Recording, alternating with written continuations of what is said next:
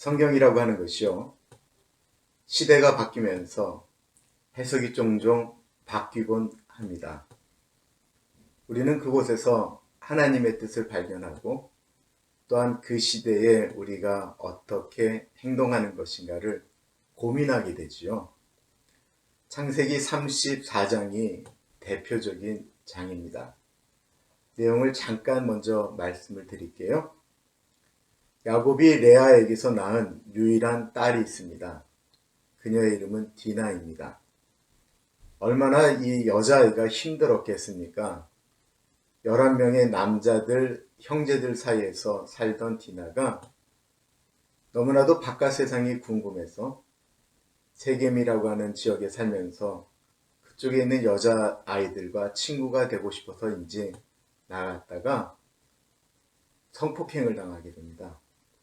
근데 성폭행을 한 사람이 이 디나를 진짜로 사랑했거든요.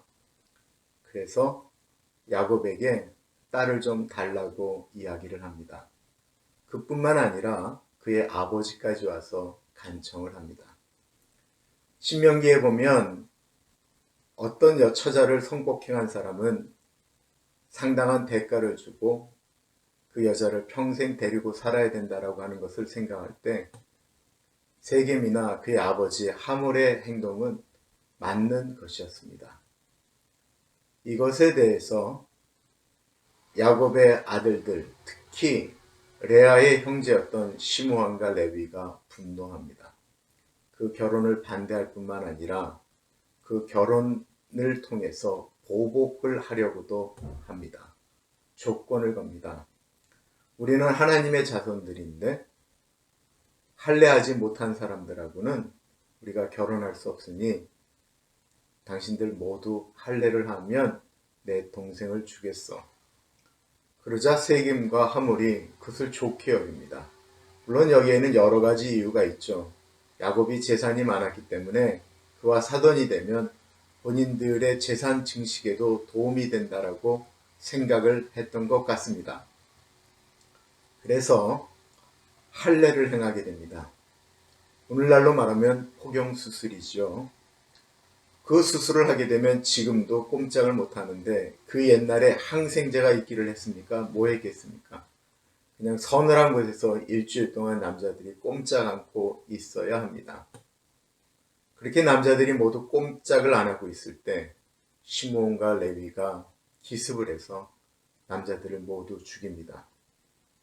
그리고 난 다음에 그의 형제들, 아마 레아가 낳은 자식들일 것입니다. 모두 6형제거든요. 그들이 다 쫓아가서 재산을 강탈하고 아내들과 여자들과 다른 사람들은 붙잡아 오고 그렇게 큰 살육을 행하게 됩니다. 이런 아픈 이야기, 정말 상상할 수 없는 이야기, 하나님의 사람들이 이렇게 행할 수가 있는가 라고 하는 생각이 드는 내용이 창세기 34장입니다. 여기에 대한 해석이 옛날에는요 계속 지금 바뀌고 있습니다. 창세기를 랍비가 해석할 때는 레아가 잘못했다라고 이야기합니다. 그가 세겜의 딸들을 보러 나갔다고 이야기하는 그것을 가리켜 레아가 이미 바깥으로 나돌기 시작했다라고 이야기합니다. 존 칼빈은 야곱이 딸 교육을 잘못 시켰다라고 해석을 합니다. 오늘날은 어떨까요? 오늘날은 성폭행, 이런 거 얘기가 나오면 벌써 모든 사람들이 여성의 편에 서게 됩니다. 그래서 오늘날은 이 문제는 철저하게 디나의 편에서 해석을 많이 하게 됩니다. 근데 저는 요즘 계속 제가 행복에 대해서 말씀을 드리게 되는데요. 창세기 34장에 보면 묘한 내용이 나옵니다. 그것은 뭐냐면 야곱이 레아에게서 난 딸 디나라고 이야기하지 않고요. 창세기 34장 1절은 이렇게 이야기하고 있습니다. 레아가 야곱에게서 난 딸 디나라고 이야기하고 있습니다. 이 말은 무엇일까요? 야곱이 그만큼 딸에 대해서 신경도 생각도 하지 않았다라는 것입니다. 디나는 사실 존재감이 없습니다. 창세기 34장에 나오고는 또다시 사라지는 이름입니다. 딸이 성폭행 당했다고 하면서 울며 집에 왔는데 야곱이 분노도 아무 말도 하지 않고 침묵합니다. 도리어 그의 아들들이 와서 분노합니다. 이때도 그 형제들이 아버지에게 이야기할 때 이렇게 이야기합니다. 아버지의 딸이라고 이야기하지 않고 우리의 누이라고 표현하고 있습니다. 그러니까 디나도 레아의 자식들도 아버지가 우리들을 사랑하지 않을 뿐만 아니라 이런 일에도 분노하지 않는 것, 마땅히 아비로서 해야 될 행동을 하지 않는 것에 대해서 고통하고 있는 것입니다. 그렇다고 한다면 시므온과 레위의 행동을 야곱이 동의를 하였나요? 그렇지 않았습니다. 훗날 야곱이 죽으면서 시므온과 레위에 대해서 기도할 때 거의 저주에 가까운 그 마음속에 있었던 고통을 기도로 표현을 합니다. 아픈 이야기들입니다. 그런데 우리가 또한 이런 생각을 해볼 수도 있습니다.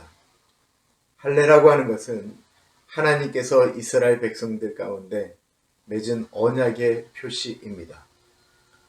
오늘날로 말하면 세례와 같은 것입니다. 그런데 하나님과의 언약을 자신들의 목적을 위해서 그런 식으로 사용할 수 있는가라고 하는 것입니다. 절대로 그래서는 안 될 행동들을 한 것이죠. 저는 창세기 34장을 보면서 늘 시므온과 레위 편이었습니다. 내가 내 누이에게, 내 딸들에게 그런 일들이 일어나면 나도 이렇게 행동했을 것이다 라고 생각되어집니다. 그런데 오늘 본문을 계속해서 묵상하다 보니까 그런 모든 것들을 떠나서 사랑받지 못한 아이들, 아버지의 사랑을 받지 못하고 자라난 아이들이 갖는 아픔과 행동들이 나타난 것이 아닌가 라는 생각이 듭니다. 창세기 34장은 딱 떨어져서 야곱보다는 세겜과 하몰이 더 인간적으로 이 일을 처리하는 장면을 이야기하고 있고요. 그리고 이것에 대해서 누가 옳으냐, 누가 그르냐라고 하는 것은 맨 마지막 절에 우리들에게 그 답을 묻고 있습니다. 창세기 34장의 가장 마지막 절입니다. 야곱이 시므온과 레위에게 이르되 너희가 내게 화를 끼쳐 나로 하여금 이 땅의 주민 곧 가나안 족속과 브리스 족속에게 악취가 나게 하였도다. 나는 수가 적은즉 그들이 모여 나를 치고 나를 죽이리니 그러면 나와 내 집이 멸망하리라.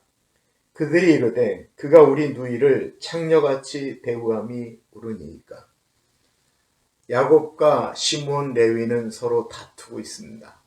너희가 사람들을 죽여서 이제 이 주변에 있는 모든 사람들이 우리를 공격할 것이다. 너희는 악취나는 행동을 했다. 라고 이야기를 합니다. 야곱의 이야기가 분명히 맞습니다. 야곱의 가문은 그곳에서 그 일로 인하여 다 죽임을 당할 수 있습니다. 그러나 오빠가 되어서 동생이 그런 일을 당했는데 우리가 가만히 있는 것이 옳은 일입니까? 우리가 정말로 가만히 있어야 되는 것입니까? 라고 하는 시므온과 레위의 말도 우리의 마음을 좀 시원케 하지는 않습니까? 그런데 이거는 겉으로 드러나는 이야기들이다라는 것입니다. 정말 중요한 것. 그 딸을 내가 어떻게 생각했는가? 그 형제들의 문제를 내가 어떻게 고민했는가? 우리 가족이 아픔을 겪을 때 나는 어떻게 행동하는가? 이것이 더 중요한 것은 아니었을까요? 가족들을 사랑해야 됩니다. 특별히 자녀들에게 아버지의, 어머니의 사랑이 흘러가야 됩니다. 사랑받지 못하니까 바깥으로 돌 수도 있습니다. 사랑받지 못하니까 아버지 엄마에게 부탁하지 않냐고 자식들이 임의대로 행동할 수도 있습니다. 우리의 사랑이 충분히 자녀들에게 흘러갔으면 좋겠습니다. 오늘은 여기까지 하겠습니다. 감사합니다.